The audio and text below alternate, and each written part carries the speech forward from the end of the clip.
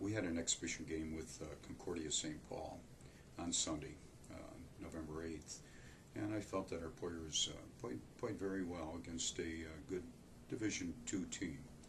Concordia is big and they're athletic, and I would say rather talented.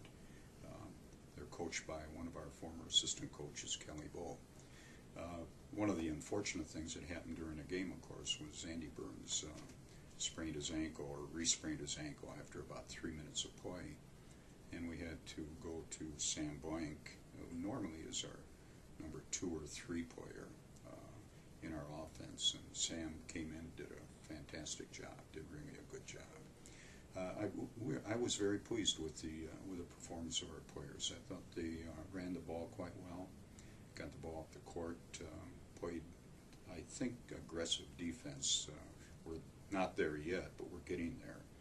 And I think we had good performances. We got the ball to our post players often as we could.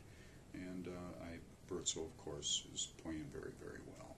And Schwartz, Barmore, Matsky, these guys are, doing a very good job. And we're testing and trying to find out, what our other players can do. We know what some can do, but we're not sure about playing time for some of our other individuals. So that game was sort of a test. We played 14 players, and I think we did find some things out.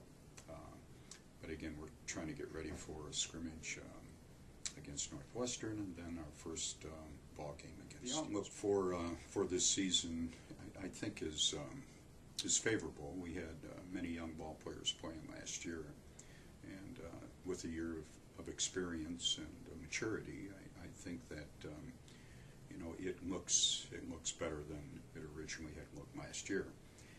That being said, our schedule, our non-conference schedule, is extremely tough. We are playing Stevens Point, who is nationally rated, and we are also playing at St. Cloud State. I think they were rated 10th in Division II, playing Moorhead, another Division II team, and then going over to Oshkosh and playing Eau Claire and also Oshkosh, and I believe Oshkosh is also nationally rated. So we're going to find out very soon what we have and what our strong points are and what our weak points are.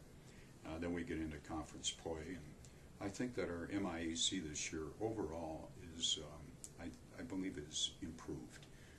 So hard to say until you start playing games, because you never know who transferred in and who is coming back and who is not coming back, which is a typical kind of Division III kind of a scenario, I would say.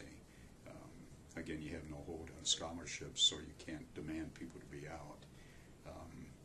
Our season, it so much depends on injuries, sickness, with the H1N1 coming through. You never know, your whole team could be devastated, and that could happen to anybody in our conference. On the other hand, you could end up with some tough injuries. So far, we've had, I think, about 4 season-ending injuries already, which is really tough because some of them were seniors, and that really makes it hard. But they're staying part of the team, and they're still being involved, which is great, and that's a wonderful thing. Should give them a good experience, and hopefully maybe 1 or 2 of them will be back next year on a medical red shirt. We just don't know for sure. We may have an addition, a second semester of Todd Herman and also Alex White. Todd, of course, is one of our better basketball players, and Alex White will give us backup at a point guard spot, another very good ball player. We're hopeful that they'll be ready to come in the second semester and sort of booster and help our ranks. Again, injuries are always part of what we're doing, but I don't think I've ever experienced so many injuries that we've had in the past 2 years, and hope we never have this kind of experience. The idea of 700 wins always comes up, and I have different thoughts on that. For one thing, I really don't think about it too much. The only thing I know is if I don't get it this year, it could be a long, hard, tough year, since we only need 1 to get there.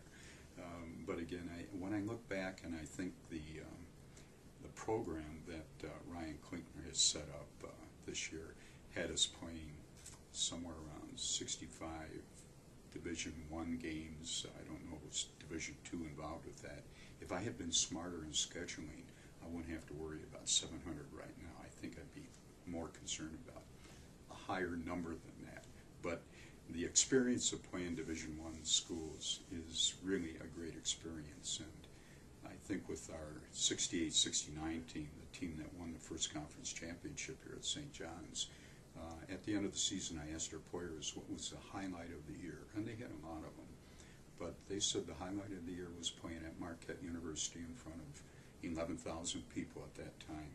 I think that we may have been beaten by about 15, 16 points, something like that. And we were devastated that we got beat by them, but realistically, looking back, it was a pretty good ball game.